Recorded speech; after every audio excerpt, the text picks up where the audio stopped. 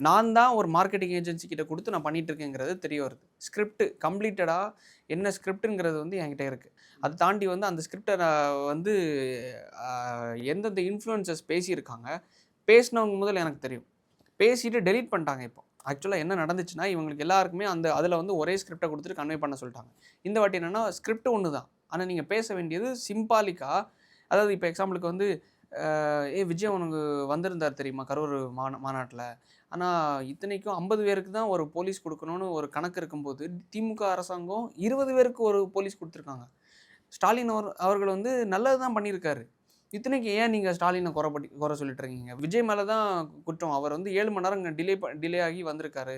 விஜய் அவர்கள் வந்து ஒரு கூட்டத்த மேனேஜ் பண்ண தெரியல. என்னய்யா இப்படி இருக்காங்க உங்க கட்சி அப்படின்னு சொல்லிட்டு சிம்பாலிக்கா நீங்க சொன்னீங்கன்னா, மக்களுக்கு யார் மேல கோவம் வரும்? ஸோ ஸ்டாலின் வந்து அவங்க குடுத்துருக்காங்க. விஜய் அவர்கள் மேல தான் தப்பு. அப்படிங்கிற மாரி வரும்ல.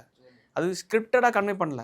இத வந்து அவங்க பாணியில அவங்களே சொல்லி, அவங்களே வந்து ஒரு விஷயத்த திணிக்கிறாங்க. புரியுதா? அப்ப என்ன ஆயிருதுன்னா, மக்கள் வந்து நம்புறாங்க.